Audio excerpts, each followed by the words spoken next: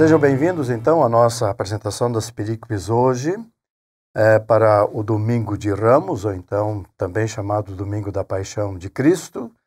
O texto é da série trienal e o texto é do Antigo Testamento, Deuteronômio 32, 36 a 39. A moldura do cântico, como todos sabem, é bastante tocante, bastante pungente. Moisés está com 120 anos, é um pastor que sabe que vai morrer e vai deixar o seu povo. E esse é o seu canto do cisne, quer dizer, e por isso ele se dirige ao seu povo por meio de um cântico, por meio de um hino, para exaltar exatamente esse aspecto bastante emotivo da sua mensagem. E ele se dirige ao seu povo como um todo. Tá? No capítulo 30, versículo 31, diz que ele se dirige a toda a congregação de Israel. E se olharmos mais para trás, toda a congregação envolve homens, mulheres e crianças. O objetivo de Moisés neste texto aqui é alertar a sua congregação no sentido de avisá-la dos perigos que eventualmente possam ocorrer, que estão à frente depois que o povo passou o Rio Jordão em demanda da terra prometida. Bom, o cântico na verdade, uma ressonância de temas que são recorrentes na história do povo de Deus, como a aliança, o cuidado de Deus, o fracasso de Israel em seguir adiante como povo de Deus, o castigo que segue a esse fracasso, a promessa de vingança de Deus para com os inimigos do povo de Deus, e, enfim, a restauração da revelação de Deus com o seu povo. O trecho de hoje fala dessa frustração de Israel, da retribuição de Deus e, por fim, da vitória última que ele, o Senhor, pode assegurar ao seu povo. Então vamos ao versículo 36. Ki yadin Yahweh amor. Aqui está o verbo yadin, que é o imperfeito, a terceira masculina singular do imperfeito do verbo din. Din é tecnicamente sinônimo do verbo shafat, julgar. O verbo shafat aparece centenas de vezes no Antigo Testamento. Tá? E din aparece muito poucas vezes. Shafat aparece muitas vezes em relação aos povos, às nações, aos incrédulos, aos desobedientes, enfim. Então é um julgamento muito mais, talvez mais direto, enquanto que o verbo din aqui, ele é um verbo que é um pouco mais, arcaico, em primeiro lugar, e ao mesmo tempo aparece com mais frequência na literatura poética. Então, significa julgar, significa fazer justiça, mas também tem algo a ver com estabelecer governança sobre o povo. Porque ele, então a tradução, porque ele fará justiça, ele, o Senhor, fará justiça ao seu povo.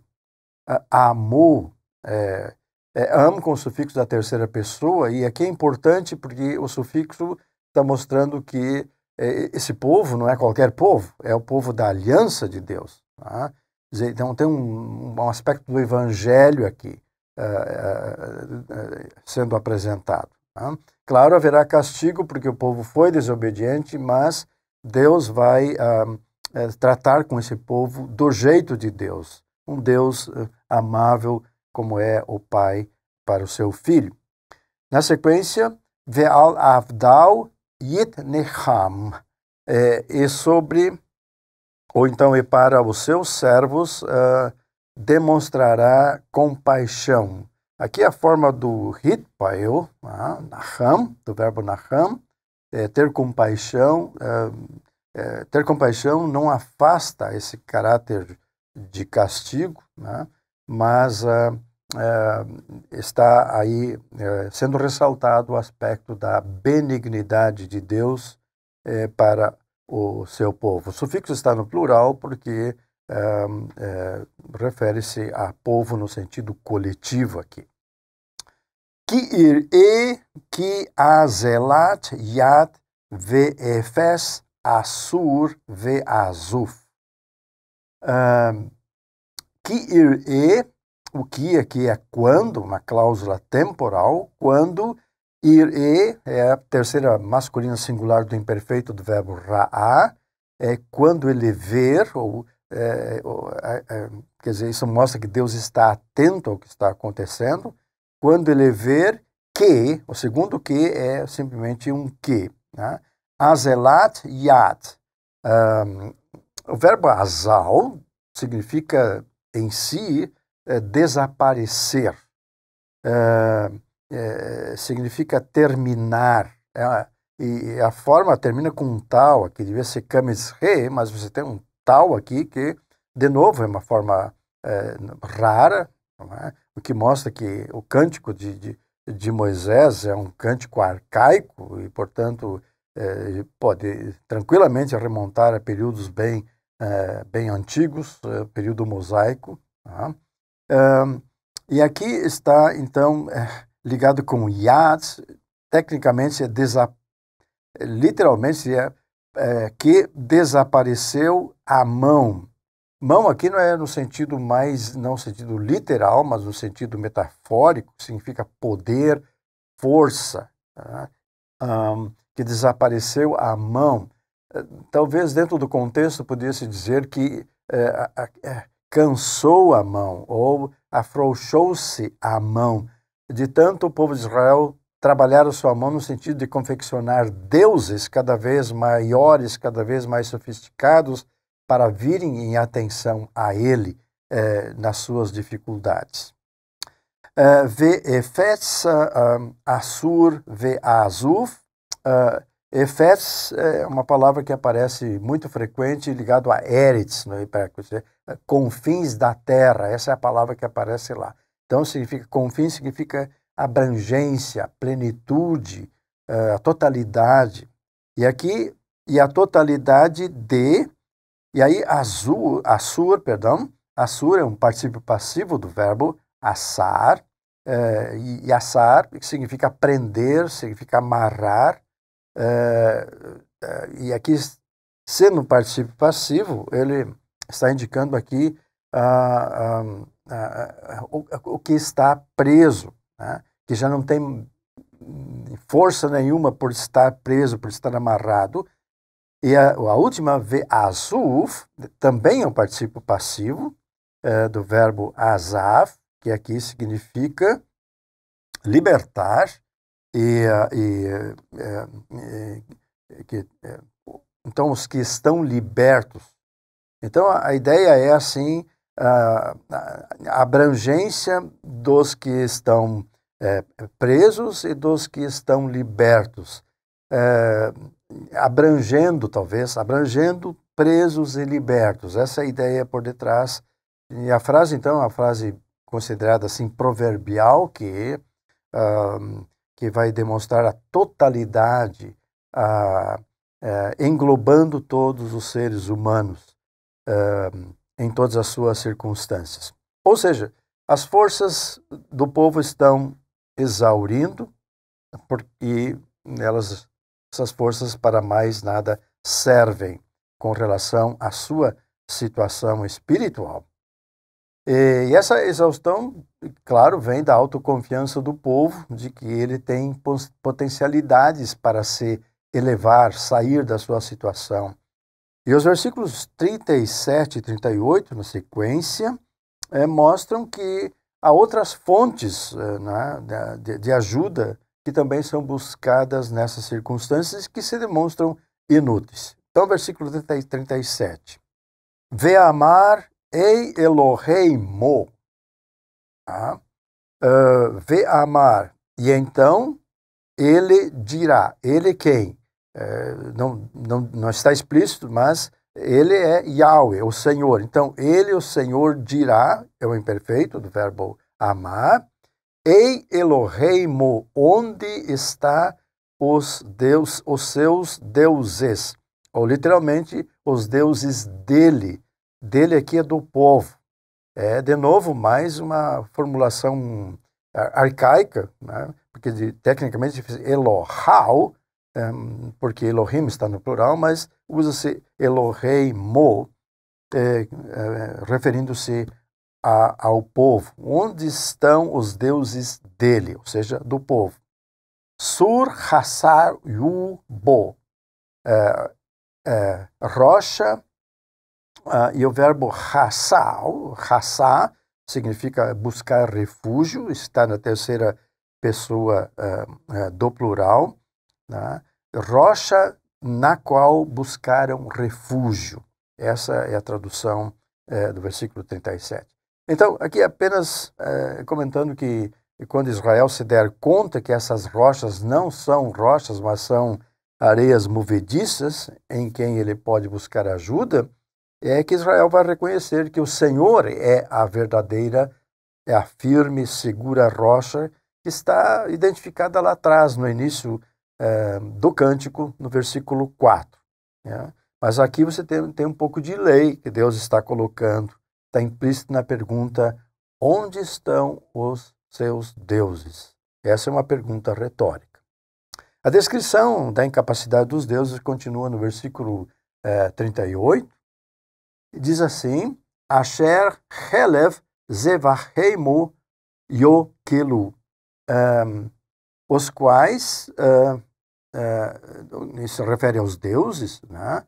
Os quais Helev Zevahenu Yokelu. O verbo Yokelu está aqui na terceira pessoa do imperfeito do kal, do verbo akal, e tecnicamente devia ser e que comerão ou então continuarão comendo a gordura dos seus sacrifícios. Tá? Então essa é a tradução dentro desse contexto. Na sequência, Istu Yein Nesikam. Istu, de novo, a terceira pessoa do imperfeito, do verbo chatá, e significa beber, né? E beberão, ou continuarão bebendo, Yein é o construto de Yain, o vinho, Nesikam vem de Nesek, essa é a forma do substantivo, libação, ou então a oferta de bebidas, né? E beberão o vinho das suas libações. Na sequência, Yakumu veyas zerukim.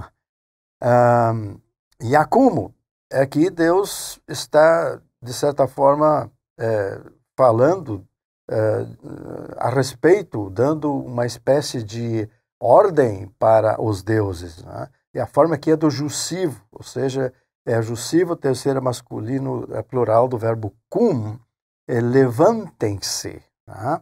Há uma ironia por trás desse aspecto, né? Porque deuses comem, bebem, dormem para sobreviver, e como podem eles ajudar os seus adoradores.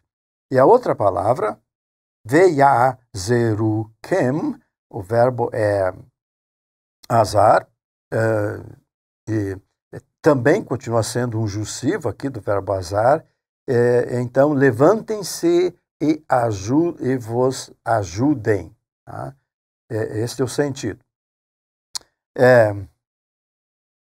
A sequência, Yehi aleikem zitra. Yehi, de novo, é um jussivo do verbo hayá, é uma ordem, de novo, um imperativo, portanto, que haja alechem para vós, citra, vem do substantivo seter é esconderijo, né? Então, que haja para vós esconderijo. A palavra esconderijo significa que tem alguém outro que é maior do que os deuses, e que se os deuses não ajudam, eles então precisam ir atrás de um esconderijo, porque o inimigo está perto. Então vemos aqui que o ritual dos sacrifícios aos deuses é descrito de uma maneira bastante irônica, bastante zombeteira, como se os deuses mesmos consumissem a gordura dos sacrifícios que era queimada pelo povo de Israel. 39. Reu ata ki ani hu. Reu é um imperativo da segunda pessoa do plural masculino do verbo ra. Vede agora que eu sou ele. Essa é uma expressão extremamente enfática, a repetição do ani coloca ênfase em toda esse trio de palavras, essa trilogia que aqui está. Ani, hu. Então é uma frase, ani, hu é uma frase nominal, não tem verbo. Eu sou ele. Eu sou ele. É assim que Deus se apresenta nesse contexto. Ve'en Elohim imadi, ani amit va'ahaye. Ve'en Elohim. Essa expressão en Elohim, é o que nós chamamos de uma predicação de inexistência, ou seja, não existe, e não há Deus ou deuses imadi. É um pouco diferente do que aparece no Decálogo, no primeiro mandamento. Né? Diante de mim aqui é im, com o sufixo da primeira pessoa. Im quer dizer na companhia de. Isso é importante porque no mundo pagão havia um panteão,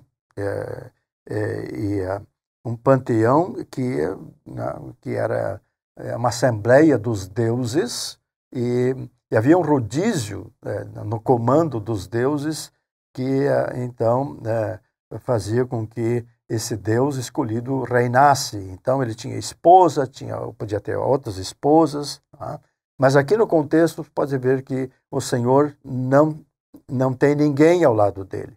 Ele é único, não há um panteão, ele não tem consorte, né? Não havia deuses nenhuns na companhia desse Deus. Então, ani amit ve'ahaye. Eu, e aí amit é o rifle do verbo mut. Mut significa morrer, aqui a forma é causativa. Eu causo morrer. E o verbo ahaye é o pio, né, do verbo ahá, que significa manter vivo. Ahayá é imperfeito, né? A primeira pessoa do imperfeito do verbo hayá. É pio do verbo hayá. Eu mantenho vivo. Na sequência, mahaseti va'ani erpa. Mahasti vem do verbo mahas, e é o perfeito do kal aqui, primeira pessoa do singular, e mahas significa ferir. Eu feri, ou eu golpeei, mas va'ani erfa, mas eu erfa, o verbo rafat, o imperfeito do kal, significa curar, mas eu curarei. Então está um histórico no passado, mas Deus continuará a ser aquele que sara. Ve'en mi yadi masil. Ve'en, de novo, não existe quem da minha mão matil é a forma do rifle, particípio do rifle, significa arrebatar, significa tirar. Então não há quem arrebate ou tire da minha mão. Então aqui a ênfase de que o Senhor controla todos os opostos na vida do povo de Deus, na vida da criação, da sua criação. E aqui nós temos aqui esse binômio de lei e evangelho colocado lado a lado para o povo de Deus. E essa última frase desse versículo é bem conhecida porque Jesus a repete lá em João 10. Jesus, como bom pastor, diz para as suas ovelhas que ninguém as arrebatará da sua mão. Então, se for pregar sobre esse texto no próximo domingo, eventualmente, talvez uma sugestão de tema seja esse foco exatamente no versículo 39. Ou seja, Deus diz, eu sou Ele. Não há Deus junto com Ele, não há um Deus que semelhante, que se equipare com Ele. Tudo que acontece é plano, exclusivamente dele. Deus está na governança do seu povo, Deus está na governança do mundo. Então, esse amor de Deus, que especialmente nessa época da Quaresma se manifesta, ele é inadmissível, ele é incompreensível, tanto no paganismo antigo, do tempo de Moisés e do povo de Israel, quanto no paganismo moderno hoje. Esse Deus não existe, graças ao seu amor, que é um amor que é incomensurável. Então, o Cântico de Moisés enaltece esse Deus exatamente afirmando o que Deus é, ou seja, eu sou Ele. Ele é único, Ele é singular, ninguém se compara a Ele, e especialmente nesse domingo da paixão que está diante de nós, quando as leituras dos evangelhos apontam para o Deus escandaloso que caminha em direção da cruz, em direção da morte, em nosso lugar, para nos salvar e para nos dar vida e vida eterna. Obrigado.